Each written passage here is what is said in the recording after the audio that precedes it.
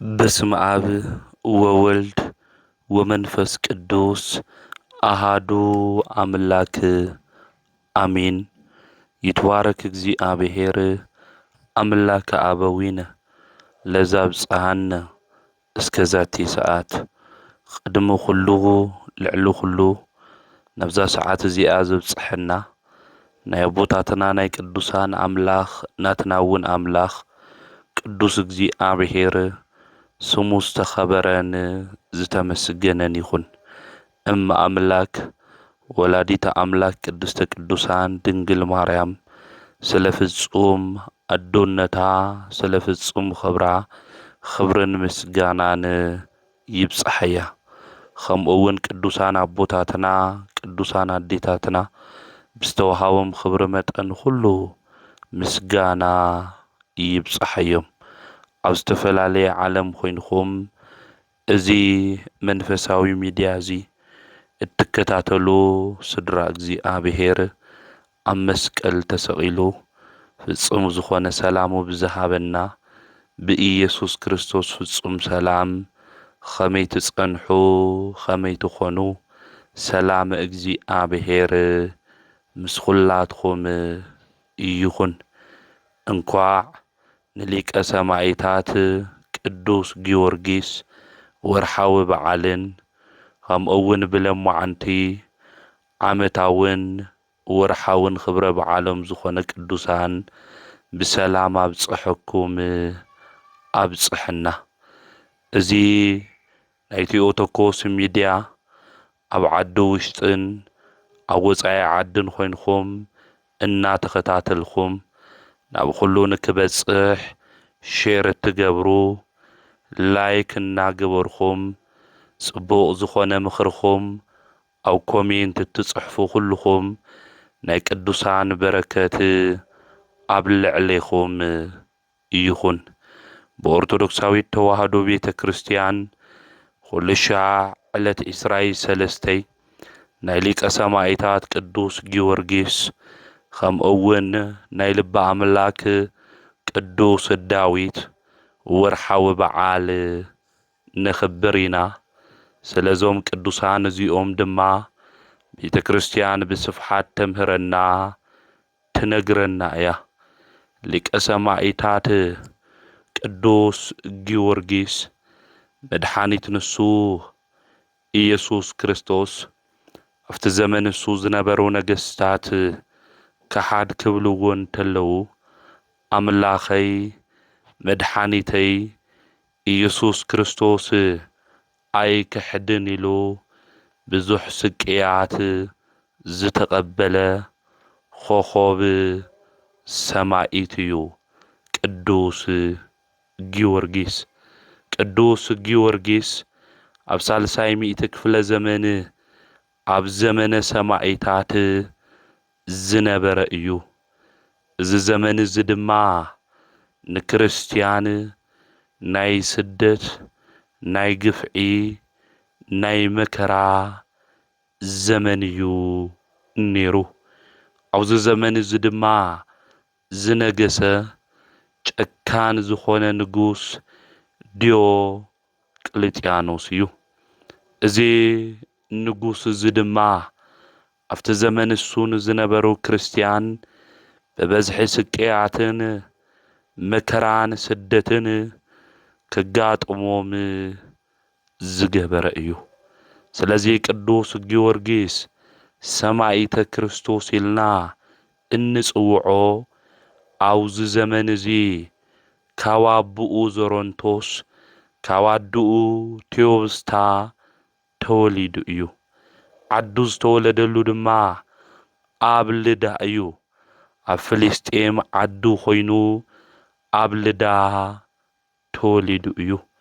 ኣቦኡ ገና ብህፃንነቱ ስለ ዝዓረፈ ኣብቲ ግዜ እሱ መኮንን ዝነበረ ክርስቲያን እዩ ንቅዱስ ጊዮርጊስ ኣዕቢዎ።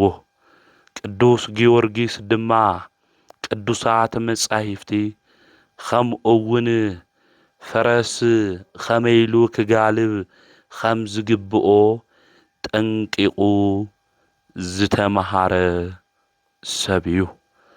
እዚ ሰማዒት እዚ ናይ መንፈስ ቅዱስ መንፈስ ኣብ ልዕሊኡ ስለ ዝነበረ ናይ ክርስቶስ ፍቕሪ ድማ ኣብ ልቡ ዘቐመጠ ሰማዒት እዩ።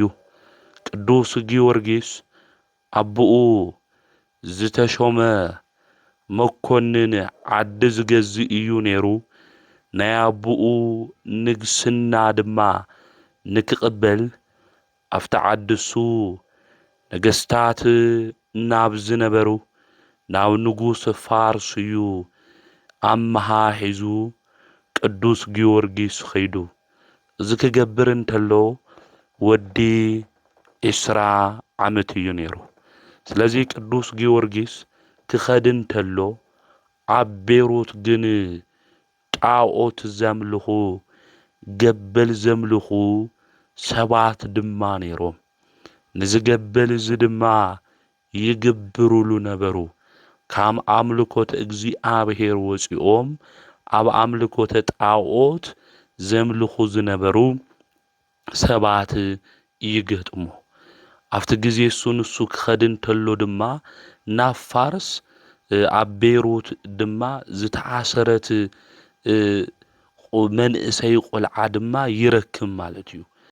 ንዛ ኣብ ቤይሩት ዝረኸባ ብሩክታዊት ንትገበል ንክበልዓ ጓል መኮንን ኮይና ምስ ረኸባ ቅዱስ ጊዮርጊስ ብጣዕሚ ሓዘነ። ትገበል ኣበ እዩኒ ኢሉ ሓተታ። እንድሕር መፂኡ ንዓኻ እውን ክተናኾለካ እዩ ክድበለቶ። ኣብዚ ኮይነ ክጽበእ እየ በላ። እትገበል ኩሉ ሻዕ ድማ ደቆም እናሃቡ ዝግብሩሉ ዘምልኽዎ ሰባት እዮም ነይሮም።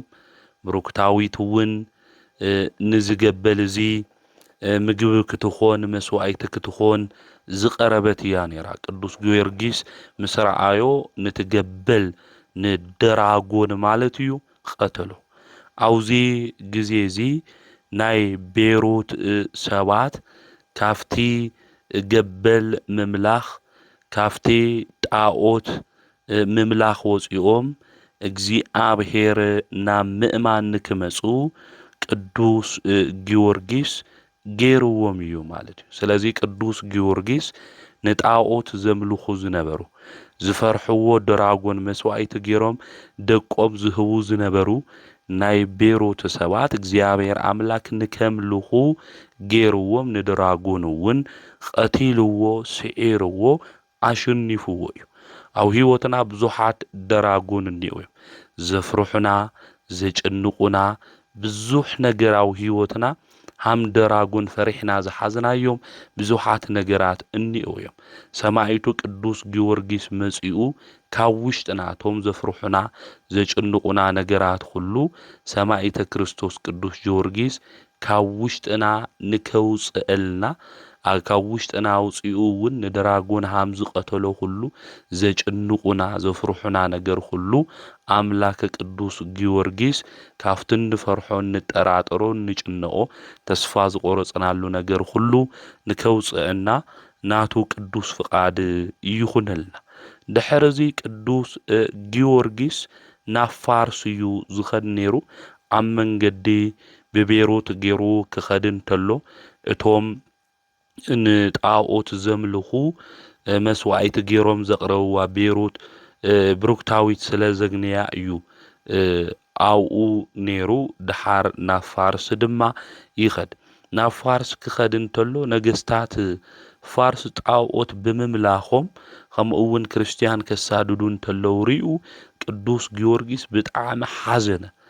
ልቡ ብክርስቶስ ፍቅሪ ድማ ነደደ። ናብ ዓደይ ድማ የምለስ ኢሉ ስለ ክርስቶስ ኢለ ኣነ ክሞት እየ ኢሉ ኣነ ናይ ክርስቲያን ወገን እየ እምነተይ እውን ብጎይታ ብኢየሱስ ክርስቶስ እዩ ብምባል ቅዱስ ጊዮርጊስ መስከረ። ቅዱስ ጊዮርጊስ መጀመርያ ዝኸደሉ ናይ ኣቦኡ ንግስና ንክሾምዎ እዩ ነይሩ። ድሓር ግን እዞም ዝሾምዎ ሰባት ስልጣን ዝህብዎ ሰባት ኣምልኮተ ጣዖት ከምልኹን ተለው እዩ ተመልኪቱ ማለት ካብዚኣቶም ዝህውኒ ክብሪ ስለ ክርስቶስ ኢለ መከራ ምቕባል ንዓይ ይሕሸኒ ኢሉ እምነቱ ቅዱስ ጊዮርጊስ ገለጸ። ካብ ክርስቶስ ፍቕሪ ድማ ዝፈልየኒ መን እዩ? መከራ ድዩ ጠሜት ድዩ ስደት ድዩ ኢሉ ቅዱስ ጳውሎስ ሃምል ተናገሮ ሁሉ ቅዱስ ጊዮርጊስ እውን ስለ ኣምላኹ ስለ ኢየሱስ ክርስቶስ ኣብ ቅድሚ ነገስታት ከይፈረሐ ከይሓፈረ ምምስጋን ጀመረ። እዞም ነገስታት እዚኦም ናፋርስ ጣዖት ዘምልኹ እዮም። እግዚአብሔር ሽም ድማ ዘይጽውዑ እዮም። ቅዱስ ጊዮርጊስ ከምዚ ኢሉ ክናገር እንተሎ ካብኣቶም ሽልማት ይኾነ ዝጽበዮ መከራ እዩ ዝጽበዮ፣ ስቅያት እዩ ዝጽበዮ። ስለዚ ስቅያት መከራ ሁሉ ስለ ክርስቶስ ኣምላኹ ኢሉ ክቕበል ድማ ቅዱስ ጊዮርጊስ ደለየ። ዝብሃዎ ሽልማት ክብሪ ሹመት ሁሉ ኣይደሊ ኢሉ ቅዱስ ጊዮርጊስ ስለ ኣምላኹ ስለ ኢየሱስ ክርስቶስ መስከረ። ኣምላኹ መድኃኒት ኢየሱስ ክርስቶስ ንክክሕድቶም ኣብቲ ዘመን እሱ ዝነበሩ ዝተሾሙ ነገስታት መኺሮሞ ነይሮም። ካሓድ እንድሕር ከይድኻ ካብቲ ዝነበረ እትደልዮ ስልጣን ብላዕሊ ክንበካ ኢና ኢሎም ንቅዱስ ጊዮርጊስ ነጊሮሞ እዮም። ቅዱስ ጊዮርጊስ ግን መድኃኒተይ ኣምላኸ ኢየሱስ ክርስቶስ ክሒደ ዝረኽቦ ክብሪ የለን። ዝረኽቦ ሽልማት እንድሕር ሃልዩ ሽሞት እንድሕር ሃልዩ ይቕረየኒ ኢሉ ስለ ኣምላኹ ኢሉ ሁሉ ነገር ዝገደፈ ሰማዕት እዩ ቅዱስ ጊዮርጊስ። ስለ ኣምላኽና ስለ እግዚአብሔር ኢልና ኃጢአት ንገድፍለና ደንኾን፣ ምንቀኝነት ንገድፍለና ደንኾን፣ ናይ ክፍኣት ስራሕቲ ዝተባሃሉ ነገራት ሁሉ ስለ ኣምላኽና ስለ እግዚአብሔር ኢልና ገዲፍናዮም ደንኾን። ስለዚ ልቢልና ክነስተውዕል ዝግብአና ቅዱስ ጊዮርጊስ ሽልማት ክብሩ ሁሉ ኣይደሊሉ ስለ ክርስቶስ ኢሉ መከራ ምቕባል ዝደለየ ሰማዕት እዩ። ኣብዚ ግዜ እዚ ቅዱስ ጊዮርጊስ ንጣዖት የስውኢ ዕጣን እውን ይዓጥኒ እምቢ ኣነ ክርስቲያን እምነተይ እውን ዝኣምኑ ጎይታ መድኃኒት ኢየሱስ ክርስቶስ እዩ ኢሉ ተናገረ። እዞም ነገስታት እዚኦም ድማ ንቅዱስ ጊዮርጊስ ጽኑዕ ዝኾነ መከራ ድማ ኣብጽሕሉ፣ ኣብ ዕንጨቲ ገይሮም ገረፍዎ። ከምኡውን ብሰብዓ ናይ ሓጺን ችንካራት ኣስሪሖም ድማ ንክሽንከር ገበርዎ። ዓጽሙስ ካብ ዝርአይ ንክግረፍውን ገይሮሞ እዮም። እዚ ሁሉ መከራ እዚ ቅዱስ ጊዮርጊስ ብትዕግስቲ ይቕበል ነበረ። ፈጣረይ ኣምላኸይ መድኃኒተይ ኢየሱስ ክርስቶስ ንዓይ ክብል ኣብ መስቀል ተሰቒሉ እዩ፣ መከራ እውን ተቐቢሉ እዩ ኢሉ ጎይታ ንዓና ኢሉ ዝተቐበሎ መከራ እናሓሰበ ቅዱስ ጊዮርጊስ ጽኑዕ ዝኾነ መከራ ብትዕግስቲ ይቕበል ነበረ። እዞም ነገስታት እዚኦም ንቅዱስ ጊዮርጊስ 7 ዓመት ሙሉእ እዮም መከራ ኣብጽሖምሉ። ክሰቕልዎ እንተለው ክገርፍዎ እንተለው ብዙሕ ነገር እዮም ንቅዱስ ጊዮርጊስ የብጽሕሉ ነይሮም። ካብዚ መከራ እዚ ሁሉ ድማ ጎይታና መድኃኒትና ኢየሱስ ክርስቶስ ድማ የድሕኖ ነይሩ። ካብቲ መከራ ንሱ ድማ ንክወፅእ ሓይሊ ይኾኖ ነይሩ እዩ። ቅዱስ ጊዮርጊስ ገድሉ ክናንብብ እንተለና 3 ጊዜ ሞይቱ ከም ዝተንስአ እዩ ገድሉ ዝነግረና። 3 ጊዜ ብእግዚአብሔር ሓይሊ ተላዓይሉ ድማ ጸረ ክርስቲያን ዝኾኑ ኣሕፊርዎም እዩ። ከምኡውን ስለ እግዚአብሔር ኢሉ እናሞተ ቤተ ክርስቲያን ካብ ምፍራስ ዘድሐነ ናይ ኢየሱስ ክርስቶስ ሽሙ እውን ልዕል ክብል ዝገበረ ናይ መንፈስ ቅዱስ ጀግና እዩ ቅዱስ ጊዮርጊስ። ብዙሕ ተኣምራት እውን ገይሩ እዩ። ዘደረቁ ወንበር እውን ኣብ ዘለውዎ ቦታ ኮይኖም ንክልምልሙ ዝገበረ ሰማያዊ ግብሪ ሓይሊ ተኣምር ድማ ዘይተፈለዮ ናይ እምነት ሓርበኛ ኢልና ንጽውዖ እዩ ቅዱስ ጊዮርጊስ። ሊቁ ቅዱስ ያሬድ እውን ስለናቱ ጅግንነት ከምስክር እንተሎ ብፁዕ ጊዮርጊስ ሰማዕቱ ለክርስቶስ ማይደሩ ውእቱ ለመንፈስ ቅዱስ እናበለ እዩ ዝናገር። ናይ መንፈስ ቅዱስ መሕደሪ ናይ ኢየሱስ ክርስቶስ ድማ ሰማዕት ብፁዕ ጊዮርጊስ እናበለ ስለናቱ ብዙሕ ተአምራት እውን ገበረ እንጨት እውን ዝደረቀ ዓለም ለመ እናበለ ስለናቱ ዘሚሩሉ እዩ ስለናቱ እውን ተናገሩ እዩ። ስለዚ ብእግዚአብሔር ሓይሊ ድንቅ ዝኾኑ ተአምራት እውን ዝገበረ እዩ ቅዱስ ጊዮርጊስ። ከአስርዎ እንተለው እውን ኣብ ሓንቲ ናይ ድኻ ሰበይቲ ገዛ እኳ አሲሮሞ እናሃለው ኣብቲ ገዛሱ ዝደረቀ ዕንጨቲ ንክልምልም ገይሩ እዩ ቅዱስ ጊዮርጊስ ማለት እዩ። ስለዚ ቅዱስ ጊዮርጊስ ብዙሕ ተአምር ዝገበረ ናይ እምነት ሓርበኛ ንብሎ ኣቦና እዩ ማለት እዩ። ስለዚ ቅዱስ ጊዮርጊስ ተአምር ክገብር እንተሎ ብተአምራቱ እውን ብተጋድልኡ ተማሪኾም ብዙሓት ሰባት አሚኖም ከምኡ እውን ተጠሚቆም እዮም። ድውያን ዝነበሮም ደቁ እውን ይፍውሰሎም እዩ ነይሩ ቅዱስ ጊዮርጊስ። እዚ ብምግባሩ ካብ መኳንንቲ ካብ ደቀ ነገስታት እውን ብዙሓት እናኣመኑ አምላከ ቅዱስ ጊዮርጊስ ኢና እናምልኽ እናበሉ ብጎይታ ብኢየሱስ ክርስቶስ ንከኣምኑ ንብዙሓት ሰባት ገይሩ እዩ ቅዱስ ጊዮርጊስ። ስለዚ እዚ ተአምራት እዚ ክገብር እንተሎ እግዚአብሔር ሓይሊ ሂብዎ ድማ ብዙሕ ነገር ቅዱስ ጊዮርጊስ ክሰርሕ እንተሎ እቶም ሰብዓ ነገስታት እንብሎም ደስ ይብሎም ነይሩ። ለድድያኖስ ንጉስ ኢልና እንጽውዖ ባፍቲ ዘመን እሱ ዝነበሩ ማለት እዩ። ብጣዕሚ ነውሕቲ ዝኾኑ ሚስማራት ኣብ ሰውነቱ ሁሉ ንክችንከር ደሙ እውን ከማይ ናብ መሬት ንክፈስስ እዮም ዝገብሩ ነይሮም። ናይ ደም ስሩ እውን እስካብ ዝበጣጠሱ ምኻድምቢ እስካብ ዝብሎ መከራ የብጽሕሉ ነይሮም። ናብ ዝፈልሐ ማይ ድማ ገንኢ ይእትውዎ ነይሮም። ሰውነቱ ብደም እስካብ ዝሕጸብ በሞደሻ እውን ርእሱ ይወቅዕዎ ነይሮም። ቅዱስ ጊዮርጊስ ግን ብዚ መከራ ዝውሽጡ ኮይዱ ናብ ኣምላኹ ናብ እግዚአብሔር እዩ ዝጽልይ ነይሩ። አምላኽ ንሱ ቅዱስ እግዚአብሔር ድማ ኦ ጊዮርጊስ ምሳኻ የጽናዕ ይብሎ ነይሩ። የጽናዕንዑ ነይሩ። መልአኩ ቅዱስ ሚካኤል ሊቀ መላእክት እውን ተገሊጹ ካብ ሕማሙ ሁሉ ንክፍውሶ እግዚአብሔር ይገብር ነይሩ። ናዩ ጽንዓት ከምኡ እውን ካብቲ መከራ ሁሉ ድማ እግዚአብሔር ከድሕኖ እንተሎ ዝረአዩ ብዙሓት ሰባት ድማ ይኣምኑ ነይሮም ማለት። እቲ ንጉስ ኣብዚ ግዜ እዚ ይጨንቆ እዩ ነይሩ። ብዙሕ ስቅያት ብዙሕ መከራ እኳ እንተገበረ ካብቲ መከራ ካብቲ ስቅያት እሱ ይድሕን እዩ ነይሩ ማለት እዩ።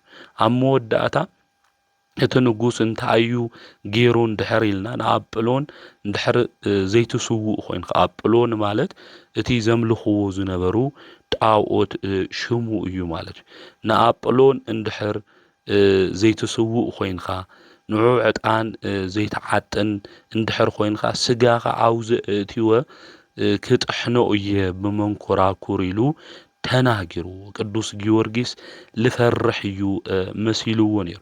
ነገር ግን ቅዱስ ጊዮርጊስ ክፈርሕ ይኾነ ናውዚ ክብሪ ብምብቅዑ ንፈጣሪኡ ንኣምላኹ ቅዱስ እግዚአብሔር እዩ ዘመስግን ነይሩ ማለት እዩ። እና እዚ ሁሉ መከራ እኳ ክበጽሖ እንተሎ ደስ እናበለ እዩ እቲ መከራ ቅዱስ ጊዮርጊስ ዝቕበል ነይሩ። ቅዱሳን ሃምዚ እዮም። ስለ ክርስቶስ ኢሎም መከራ እኳ ክቕበል እንተለው ክእሰር እንተለው ክግረፍ እንተለው ብዙሕ ስቅያት ክበጽሖም እንተሎ ደስ እናበሎም እዮም እቲ መከራ ዝቕበል። ምክንያቱ አምላኾም መድኃኒቶም ኢየሱስ ክርስቶስ ዝህቦም ዋጋ ዝህቦም ዓስቢ እንታይ ምዃኑ እና ተመልከቱ እና ረአዩ ስለዝኾኑ ብመከራ ውሽጢ እኳ ክሓልፉ እንተለዉ ዝሕጎሱ እዮም ነይሩ። ወይ ዝመከራ ዝመፂኒ ዝነገር ዝክኾን እየ ኢሎም ዘይፈርሑ ዘይጭነቁ እዮም ነይሮም ማለት እዩ። ስለዚ ቅዱሳን ህይወቶም ክንሪኦም እንተለና ሰማዕታት እንብሎም ስለ ሓቂ ዝመስክሩ ኣቦታትና ኣዴታትና ክንሪኦም እንተለና ደስ እናበሎም ናብዚ ክብሪ እዚ ስለለብቃዕኻኒ ኣምላኸይ ቅዱስ እግዚኣብሔር የምስግነካ እናበሉ በቲ መከራሱ ብምሕላፎም ዝሕጎሱ እዮም ነይሮም። ቅዱስ ጊዮርጊስ እውን እዚ መከራ እዚ ከብፅሐልካ እየክብሎ እንተሎ ስጋኻ እውን ክጥሕኖ እየ ብዝመንኮራኩር ተመልከት ኢሉ ክናገሮ እንተሎ ቅዱስ ጊዮርጊስ ንኣምላኹ ቅዱስ እግዚኣብሔር ናብዚ ክብሪ እዚ ኣብቂዕኻኒ ኢሉ ዘምስግን ሰማዕት እዩ ነይሩ። ኣብዚ ግዜ እዚ ዝመንኮራኩር እዚ 40 ሰባት እዮም ዘንቀሳቀስዎ ዘዙርዎ ማለት። ስለዚ እንዳየናይ ዓብይ መንኮራኩር ምዃኑ ምግማት ንኹልና የኸብደናይ ማለት። ስለዚ ና ቅዱስ ጊዮርጊስ ሰውነት ላው እትይዎሞ ማለት እዩ። ዳሓረ ተመንኮራኩር ከዝርዎ እንተለው ሰውነቱ ኣብ 10 ክፍሊ ተኸፋፊሉ ስጉኡ ናብ ጉድጓድ ውሽጢ እንታይ ገይሮሞ ቀቢሮሞ ማለት እዩ። ጎይታ መድኃኒት ኢየሱስ ክርስቶስ መላእክት ተኸቲሉ ብምምጻእ ካብ ሞት እንታይ ገይርዎ ኣልዒልዎ ባሪኽዎ እዩ ማለት እዩ። ስለዚ ኣምላኽና ጎይታና መድኃኒትና ኢየሱስ ክርስቶስን ብሽሙን ዝኣምኑ ቅዱሳን ከምዚ ዝበለ ዓወት ክጎናጸፉ ይገብሮም እዩ ማለት እዩ።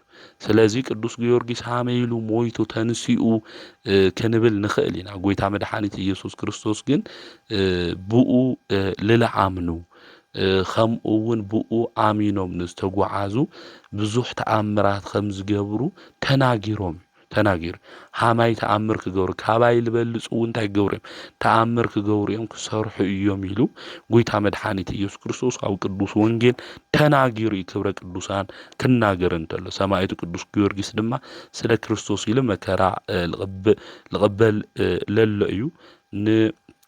አልዓዛር ካብ ሞት ለተንስአ መድኃኒት ኢየሱስ ክርስቶስ ንቅዱስ ጊዮርጊስ እውን ኣትንስእዎ ክበሃል እንተለና ክገርመና ኣይግቦይ።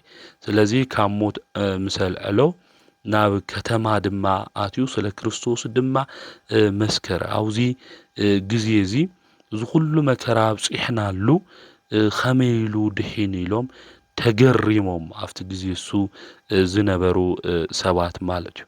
ዳሓር ንቅዱስ ጊዮርጊስ ታይ ገይሮሞ ማለት እዩ ሰውነቱ ስጉኡ ብዕንጨቲ ገይሮም ኣቃጺሎሞ ደብረ ይድራስ ላብ ልበሃል እምባ ወሲዶም ዓጽሙ እውን በቲኖም ዓጽሙ ክብትንዎ እንተለዉ እቲ ዓጽሙ ዝዓረፈሎም ሳዕርና ቆጽሊ ጊዮርጊስ ሰማዕት ቅዱስ ለእግዚአብሔር ልብል ተጻሒፍዎም ተረኺቡ እዩ። ጊዮርጊስ ናይ ቅዱስ እግዚአብሔር ሰማዕት ምስክር ልብል ባሕረ ጥበባት ቅዱስ ያሬድ ድማ ኣብ ድጉኡ ክገልጾ ተሎ ሰአለነ ጊዮርጊስ ሀበ እግዚአብሔር ወጸሊ በእንቲአነ ሃረድዎ ወገመድዎ ወዘርዎ ስጋሁ ከመሐመድ ወሰድዎ ሀበ ሰባ ነገር ረገጸ ምድር አባ ጊዮርጊስ አንሳ ሙታነ በሰላም አደወ መንግስተ ክብር ወረሰ። ኦ ጊዮርጊስ ናብ እግዚአብሔር ለምነልና ስለናትና ጸልየልና ናሰብዓ ነገስታት ወሰድዎ ንሶም ሓረድዎ ቆረጽዎ ስጉኡ ከም ሐመድ ዘርእዎ በተንዎ አቦና ጊዮርጊስ ምድሪ ረገጸ ሙታን አተንሰ ብሰላም ተሻገረ ናይ ክብሪ መንግስት ወረሰ ኢሉ ዘሚርሉ እዩ ባሕረ ጥበባት ቅዱስ ያሬድ ማለት እዩ። እና ጎይታና መድኃኒትና ኢየሱስ ክርስቶስ እውን መላእክቲ ኣኽቲሉ ብምምጻእ ቶም 4 ነፋሳተ ምድር ዝተበተነ ናይ ቅዱስ ጊዮርጊስ ስጋ ንዓጽሚ ንክስብሰቡ ገይሩ ካብ ሞቱ እውን ኣትንስእዎ እዩ ማለት እዩ። ስለዚ ህውሪ መስተጋድል ጊዮርጊስ ቅዱስ ለእግዚአብሔር እናበለ እውን ቅዱስ ያሬድ ዘሚሩሉ እዩ ማለት እዩ። ስለዚ ቅዱስ ጊዮርጊስ ብዙሕ መከራ ተቐቢሉ ዓጽሙ ወይ ተቀጠቀጥ ኣሃዱ ኢሉል ተናገሮ ልበ አምላክ ዳዊት እውን ለዚ እዩ ማለት እዩ። ሓንቲ ዓጽሞም እንኳን እንታይ ትኾኒ ማለት እዩ ኣይትጠፍኢ ናይ ቅዱሳን ማለት እዩ መን ይሕልዎ እዩ እግዚአብሔር ናይ ቅዱሳን ዓጽሚ እንታይ ይገብሮም እዩ ይሕልዎ እዩ ማለት እዩ ስለዚ ንጉስ ድድያኖስ እዚ ኩሉ መከራ እኳ እንታብጽሐሉ ኣምላኽ እሱ መድኃኒት ኢየሱስ ክርስቶስ ካብዚ መከራ እዚ ኩሉ የድሕኖ ነይሩ እዩ ናይ ሓፂን ጫማ እውን ኣስሪሑ ናይ ደም ሰራውሩ እስካብ ዝበት ኣጠሱ ብኡ ሓዊ ብታሕተ እንዲዱ ኽድና በለ ብዙሕ መከራ ለቅዱስ ጊዮርጊስ ኣውጽሕሉ ግን ቅዱስ ጊዮርጊስ ጎይታ መድኃኒት ኢየሱስ ክርስቶስ ቤዛ ኾይነ ንዓና ዝተቐበሎ መከራ ብዕለተ ዓርብ እሱ እናሓሰበ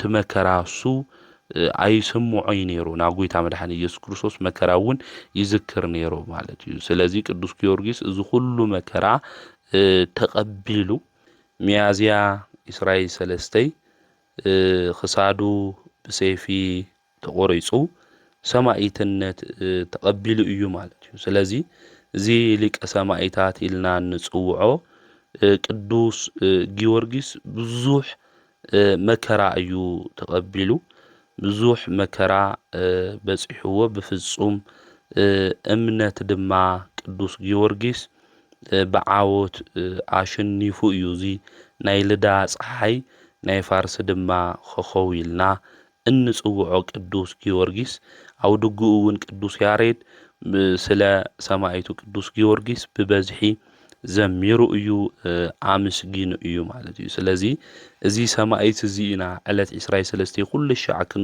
ክኾን እንተሎ ስለ ክርስቶስ ኢሉ መከራ ዝተቐበለ ብዙሕ ፈተናታት እኳ እንተበጽሖ ኣምላኹ ቅዱስ እግዚአብሔር እናመስገነ እቲ ፈተና ሁሉ ብዓወት ዝሓለፈ ሰማዕት እንዝክሮ ኣብቲ ግዜ እሱ ዝነበሩ ነገስታት እውን እንታይ ኮይኖም ንክሽነፉ ገይሮም ንክስዓሩ እውን ገይርዎም እዮም እዞም ነገስታት እዚኦም ኣብ መወዳእታ ካብ ሰማይ ሓዊ መጺኡ ኣቃጺልዎም እዩ ማለት እዩ እዞም ለቅዱስ ጊዮርጊስ ን7 ዓመታት መከራ ዘብጽሕሉ 70 ነገስታት እንብሎም ክሳዱ እውን ብሰይፍን ክቁረጽ ዝገበሩ ካብ ሰማይ ሓዊ መጺኡ ኣቃጺልዎም ግፍዐኛታት መወዳእትኦም ከም ዝሃምልኾን ቅዱሳት መጻሕፍቲ እውን ይነግሩና የርድኡና እዮም ማለት እዩ ስለዚ እዞም ነገስታት እዚኦም ብመዓቱ እግዚአብሔር እንታይ ገይርዎም እዩ ኣቃጺልዎም እዩ ኣጥፊኡዎም እዩ ማለት እዩ ቅዱስ ጊዮርጊስ ግን ስለ መድህን ኢየሱስ ክርስቶስ መስኪሩ ናይ ህይወት ኣክሊል ድማ ዝተቐበለ ሰማዕት እዩ ቅዱስ ጊዮርጊስ ዕለት 23 ኩሉ ሻዕውን እንዝክሮ እንዚ እዩ ቅዱስ ጊዮርጊስ ሊቀ ሰማዕታት ነታ ኣራዊት ክበልዓይሉ ዝነበረ ገበል ክበልዓይሉ ዝነበረ ቅልጢፉ በጺሑ ቅዱስ ጊዮርጊስ ከም ዘድሕና ሁሉ ብዙሕ ኣራዊት ብዙሕ ገበል ክውሕጡና ከምኡውን ካብቲ ዘለናዮ መንገዲ ከውጹና ይብሉ እዮም እሞ ቅዱስ ጊዮርጊስ ሰማዕት በአማላድነቱ ንኹልና ንክበጽሕልና ንኣምላኽና ናይ እግዚአብሔር ቅዱስ ፍቃድ ይኹነልና ናይ ሰማዕቱ ሊቀ ሰማዕታት እንብሎ ቅዱስ ጊዮርጊስ በረከቱ ረድኤቱ ኣማላድነቱ ምስ ኩልና ህዝበ ክርስቲያን ይኹን ከምኡውን ብሎማዓንቲ ህዳር 23 መጽሓፈ ስንክሳር ክናነብብ እንተለና ዓመታዊ ክብረ በዓሎም ዝኾነ ቅዱሳን ንረክብ ኢና እንኳዕ ንቅዱስ ቆርኔሌዎስ ሐዋርያ ከምኡውን ንነቢዩ ኣብድዩ ዓመታዊ ናይ ዕረፍቲ በዓል ብሰላም ኣብጽሐኩም ኣብጽሕና ብፍላይ ቅዱስ ቆርኔሌዎስ ኣውዚ ኣብ ግብረ ሐዋርያት ምዕራፍ 10 ከናነብብ እንተለና ታሪኩ ብስፍሓት ንረኽቦ ኢና ናይ ሮማ መንግስቲ ኣብ ቄሳር ኣብ ዝነገሰሉ ግዜ ኣብታ ናይ መጀመርያ ክፍለ ዘመን ብፍላይ እዚ ቆርኔሌዎስ እዚ ሹመኛ እዩ ነይሩ ኣብዛ ኣብ ቂሳርያ ዘፍልስጤም ኢልና እንጽውዓ ናይ ሚእቲ ሓለቃ ዝነበረ ሊቅ ሓራ ተባሂሉ ዝጽዋዕ እዩ። ኣቀዲሙ ቆርኔሌዎስ አይዛባዊ እዩ። እግዚአብሔር እውን ኣይፈልጢ አረማዊ እዩ። ካብ ኸኸው ኣምለኽቲ ዝነበሩ ሓደ እዩ። ነገር ግን ክፍኣት ዝጸልእ ደግ የዋህነት ድማ ዘብዝሕ ምጽዋት ድማ ዘዘውትር ሰብ እዩ ነይሩ። ኣብቲ ግዜ እሱ ድማ ስለ ጐይታና መድኃኒትና ኢየሱስ ክርስቶስ ሐዋርያት ስብከት ይሰብኹ ነይሮም። መድኃኒት ንሱ ኢየሱስ ክርስቶስ ኣምላኽ እዩ፣ ካብ ሙታን ድማ ተንሲኡ እዩ፣ ኣብ ክብሪ ድማ ብየማን ኣቡኡ ተቐሚጡ እዩ እናበሉ ሐዋርያት ስለ መድኃኒት ኢየሱስ ክርስቶስ ኣብ ዘምህሩሉ ጊዜ ብሹም ኢየሱስ ክርስቶስ ድማ ብዙሕ ምልክትን ተኣምራትን ድማ ሐዋርያት ይገብሩ ነይሮም። ድውያን ይፍውሱ፣ ሙታን እውን ይትንስኡ ነይሮም። ኣብዚ ጊዜ እዚ ቆርኔሌዎስ ብዛዕባ እዚ ክሰምዕ እንተሎ ናትና እናምልኾ ዓቕሚ ዘይብሉ ፍጡር እዩ ኢሉ ነቲ ዘምልኾ ዝነበረ ዙሃል ዝበሃል ናይ ኮኸብ ኣምላክ ኢሉ ዘምልኾ ገዲፉ ኣምላክ ሓቀኛ ተገለጽ እናበለ እዚ ሰብ እዚ ይጽሊ ነበረ። ጸሎት ዝፈቱ፣ ምጽዋት ዝፈቱ፣ ጾም ዝፈቱ ሰብ እዩ ነይሩ። ስለዚ መልአከ እግዚአብሔር ድማ ነዚ ሓለቃ ሰራዊት ዝኾነ ቆርኔሌዎስ ተገለጸሉ። ቅዱስ መጽሓፍ እውን ከነንብብ እንተለና ኣብ ግብረ ሐዋርያት ምዕራፍ 10 ቁጽሪ 1 ኣብ ቂሳርያ ኢጣልያዊ ጭፍራ ዝበሃል ክፍለ ሰራዊት ሓለቃ ሚእቲ ዝኾነ ቆርኔሌዎስ ዝተባሃለ ሰብ ነበረ። ንሱ ምስ ኩሉ ስድራ ቤቱ ናብ እግዚአብሔር ዝጽሊ እዩ ዝብለና። ቆርኔሌዎስ ደሓረ ናብ ኣምላኽ ቅዱስ እግዚአብሔር ሓቀኛ ኣምላኽ ተገለጽ ኢሉ ዝጽሊ ሰብ እዩ ነይሩ። ንህዝቢ እውን ብዙሕ ምጽዋት ዝምጽውት እዩ ነይሩ። ኩሉ ሻዕ ከዓ ንእግዚአብሔር ዝፈርሕ መንፈሳዊ ሰብ ነበረ። ቆርኔሌዎስ መራሒ እዩ። ቆርኔሌዎስ ሹመት ዝተዋሃቦ ሰብ እዩ። ነገር ግን ቆርኔሌዎስ ንኣምላኹ ንቅዱስ እግዚአብሔር ዘምልኽ እዩ ነይሩ። ብመንፈሳዊ መንገዲ ድማ ዝጓዓዝ ሰብ እዩ ነይሩ። ኣብዚ ጊዜ እዚ ሃይማኖት እናሃለወና እግዚአብሔር ነምልኽ ኢና እንብል ሰባት መንፈሳዊ ምዃን ኸቢድና እዩ። ምጽዋም እምቢልና፣ ምጽላይ እምቢልና፣ ምቅዳስ ናብ ቤተ ክርስቲያን ኸይድና እምቢ ኢልና እዩ። ቆርኔሌዎስ ግን መንፈሳዊ ሰብ ነበረ። ኣብዚ ጊዜ እዚ ማዕተብ ጌርና ነጸላ ጌርና መንፈሳዊነት ካብ ውሽጥና ጥፊእና ኣብ ቤተ ክርስቲያን ጥራሕ ፈሪሃ እግዚአብሔር፣ ኣብ ቤተ ክርስቲያን ጥራሕ መንፈሳዊነትና እንገልጽ ሰባት ብዙሓት ኢና። ኣብ ሚድያ ክንወፅእ እንተለና መንፈሳዊነትና እንሓድግ፣ ንሰባት እንጻረፍ፣ እኩይ ተግባር እንገብር፣ ናይ መንፈስ ቅዱስ ተግባር ዘይንሰርሕ፣ ኣብ ዝሙት፣ ኣብ ስኽራን፣ ኣብ ዘይድሊ ቦታታት ከፍ ዝበልና ብዙሓት ኢና። መንፈሳዊ ሰብ ኸመይ ዝበለ እዩ ክንብል እንተለና ናይ መንፈስ ቅዱስ ፍረ ዝኾኑ ተግባራት ዝሰርሕን ዝፍጽምን እዩ መንፈሳዊ ሰብ። ንሕና እዚና መንፈስ ቅዱስ ፍረ ዝኾነ መንፈሳዊ ተግባር ብህይወትና ዘመን ሁሉ ንሰርሕለና ዶ? ብህይወትና ዘመን ሁሉ እዚ መንፈሳዊ ተግባር እዚ ንምስራሕ ንለማመድለና ዶ ንኾን? ወራዊ ቅዱስ ጳውሎስ ኣብ ሰብ ገላትያ ክጽሕፍ እንተሎ ኣብ ምዕራፍ 5 ቁጽሪ 20 ጀሚርና ክናነብብ እንተለና ናይ ስጋ ትምኒት ዝኾኑ ከምኡውን መንፈስ ቅዱስ ፍረ ዝኾኑ ይነግረና እዩ። ፍቕሪ፣ ሓጎስ፣ ሰላም፣ ትዕግስቲ፣ ልግሲ፣ የዋህነት፣ እምነት፣ ልውሃት ንበዓልኻ ምግዛእ እዩ ይብለና ፍረ መንፈስ ቅዱስ። ስለዚ ሓደ ሰብ መንፈሳዊ እንድሕር ኮይኑ እዞም ነገራት እዚኦም ኣብ ውሽጡ ክህልዎ ይግባእ። ፍቕሪ እኒአና ዶ ኸዚ ባዕልና ንባዕልና ንፈታተው ዶ ንኾን? ንሕዋትና ንፈትዎም ዶ ንኾን? ሓጎስ እኒአና ዶ ይኾን? ንባዕልና ተሓጒስና ብእግዚአብሔር ተሓጎሱ እዩ ዝብል መጽሓፍ። ደጊመ ብለኩም ኣለኹ ብጎይታ እንታይ ኮኑ ተሓጎሱ ብእግዚአብሔር ብጎይታ እንታይ ክንሕጎስ እዩ ዝግብአና።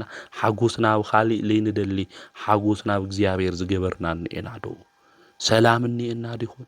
ትዕግስቲ እኒአና ዶ ይኾን? ልግሲ እኒአና ዶ? እምነት በዓልኻ ምግዛእ ትዋና ጉዳይ እኒአና ዶ ይኾን? ስለዚ ልቢልና ክንስተውዕል ይግብእ።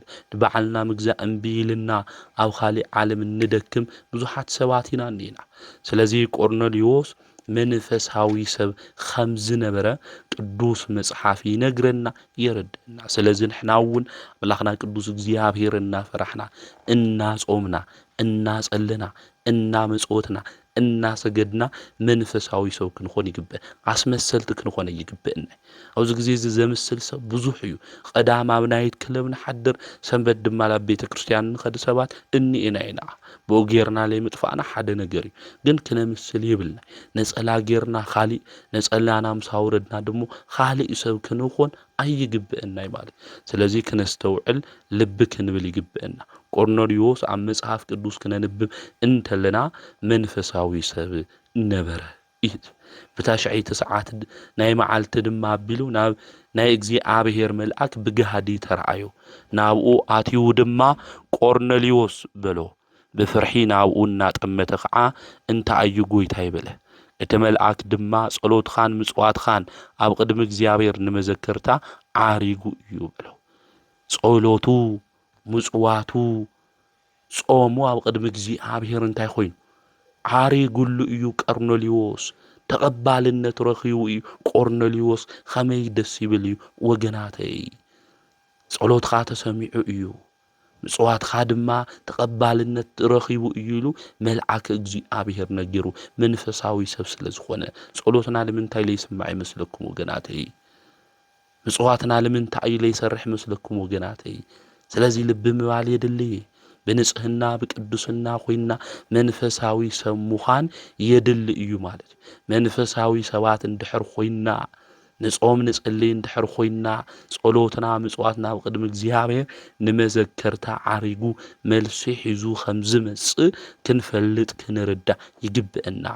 ሕዚ ከዓ ናብ ኢዮጴ ሰባት ልኢኽኻ ነቲ ጴጥሮስ ዝበሃል ስምዖን ንክጽውዖ ንሱ ምስቲ ቆርበት ዘልፍዕ ገዝኡ ኣብ ገምገም ባሕር ዘላ ስምዖን ጋሻ ኮይኑ ኣትዩሎ በሎ።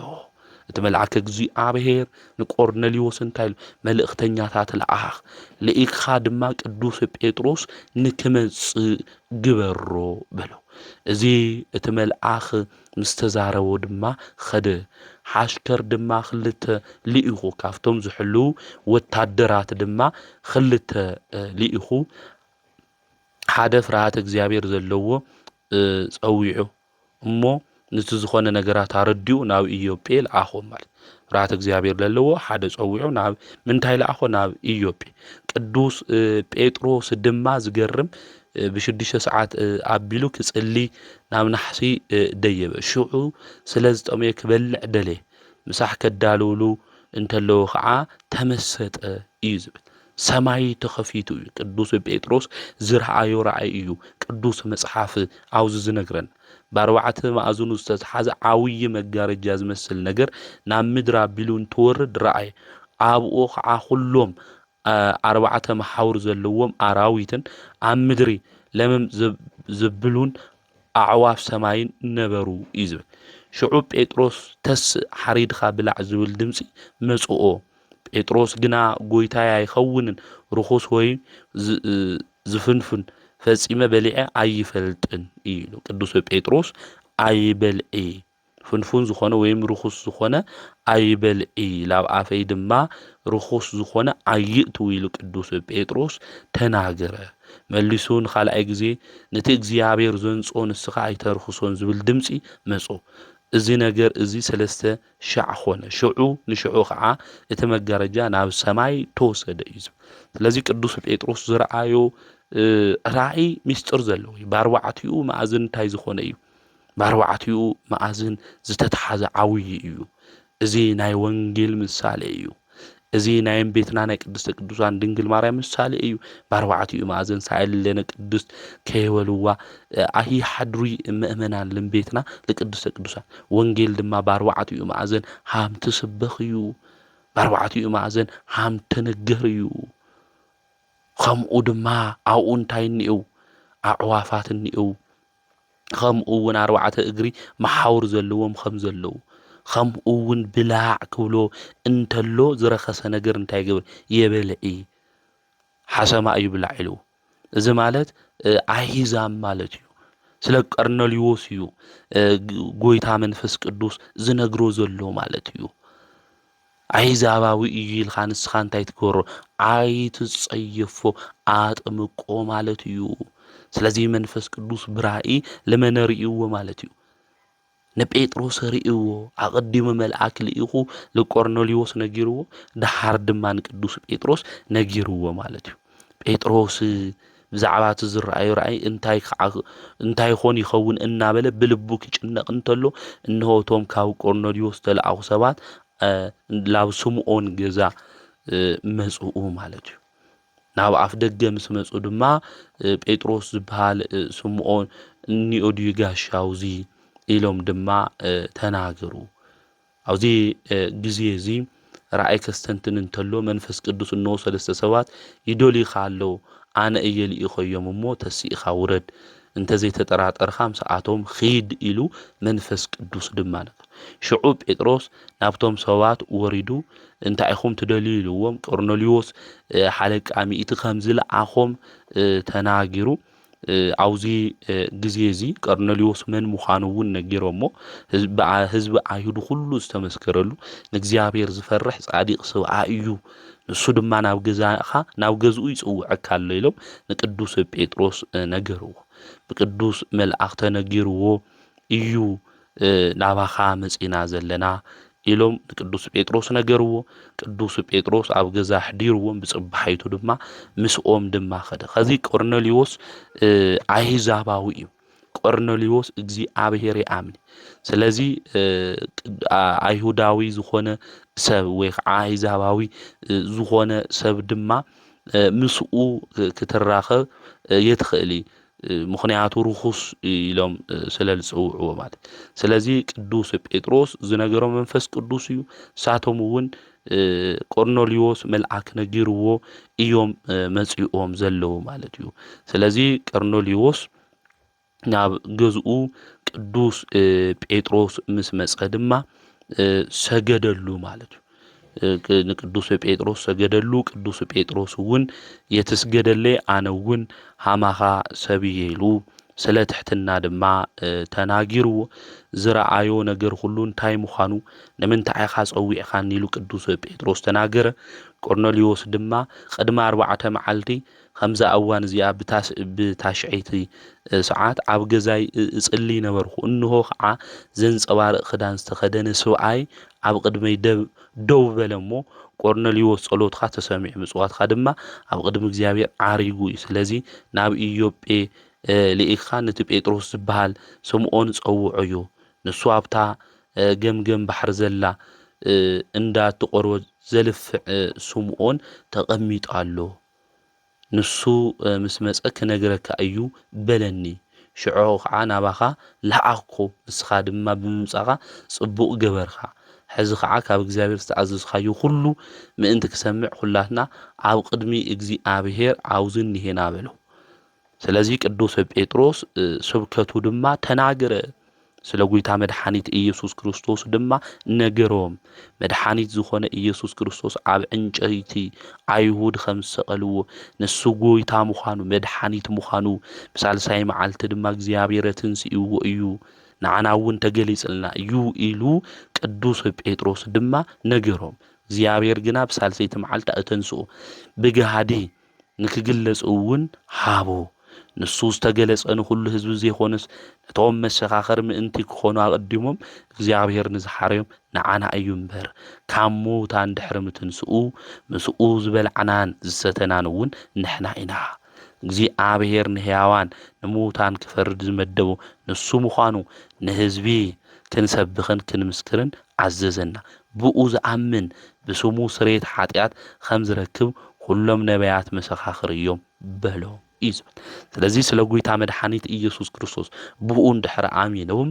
ናይ ዘለዓለም ህይወት ከም ዝረኽቡ ንሕና ድማ ናቱ ምስክር ኢና ምስኡ በሊዕና ሰቲና ኢና ዝተንስአ እውን ነቶም ዝሓረዮም ንክሰብኹ ንከምህሩ ንዝሓረዮም ንሃዋርያት ንዕና እንታይ ገይሩ ገሊጽልና እዩ ኢሉ ቅዱስ ጴጥሮስ ሰቢኽዎም ነጊርዎም ኣብዚ ግዜ እዚ እዞም ሰባት እዚኦም ኣሚኖም ብጎይታ ብመድኃኒት ብኢየሱስ ክርስቶስ ድማ ተጠሚቆም እዮም ማለት ድሕር እዚ እቲ ሓለቃ ሚእቲ ዝነበረ ቆርኔሌዎስ ተሸይሙ ዝነበረ ቆርኔሌዎስ ሃፍቱ ንብረቱ ሁሉ ገዲፉ ንሃዋርያት ተኸቲልዎም እዩ ንሃዋርያት ተኸቲሉ እውን እስካብ ዝዓርፍ ግዜ ድማ ስለ ጎይታ መድኃኒት ኢየሱስ ክርስቶስ ወንጌል ዝሰበኸ እዩ ቅዱስ ቆርኔሌዎስ ወንጌል አገልግሎቱ እውን ናብ ምድሪ ግብጽ ኸይዱ ብዙሓት ሰባት ክርስትና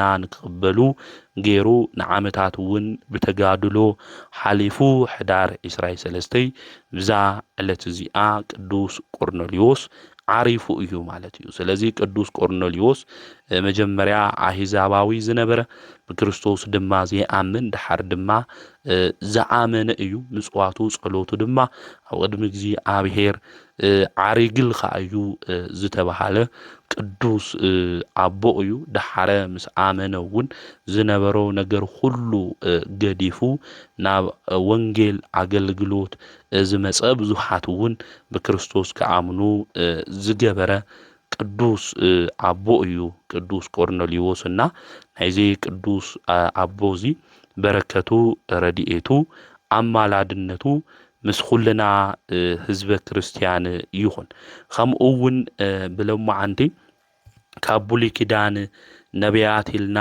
እንጽውዖም ቅዱስ ኣብድዩ ነቢይ በዓለ ዕረፍቱ እዩ ኣብድዩ ማለት ናይ እግዚአብሔር ኣገልጋሊ ማለት እዩ ቁጽሩ ካፍቶም 12 ደቂቀ ነቢያት ኢልና እንጽውዖም ናይ ቅዱስ ኤልያስ ድማ ደቀ መዝሙር ከምኡውን ናይ ነቢዩ ዮናስ ከምኡውን ኤልሳ ነቢዩ ዓርኮም ዝነበረ እዩ ቅድሚ ልደተ ክርስቶስ ዝነበረ ብፍላይ ድማ ኣብቲ ዘመንሱ ከሓዲ ንዝነበረ ንጉስ ናይ 50 ሓለቃነት ተዋሂብዎ አገልግሉ ነይሩ እዩ ኣብቲ ግዜሱ ኣክዓብ እዩ ነይሩ ንጉስ ግፍዐኛ ዝኾነት ንግስቱ እውን ነይራ ኤልዛቤል ብዙሓት ነቢያት እውን ንከሞቱ ዝገበረት ነገር ግን እዚ ነቢዩ ኣብድዩ እዚ ወታደር እውን ሓለቃ እውን ስለ ዝነበረ